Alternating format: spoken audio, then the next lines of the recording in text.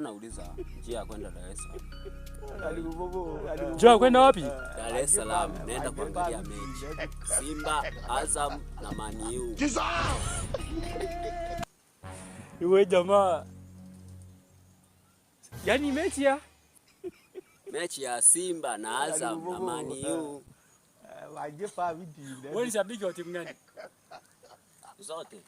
Ndio naenda, yani ndio huu muda naelekea huko Dar es Salaam kwenda kuangalia. Muda ndio huu umeshafika. Ndio maana paka nimevua na ndala.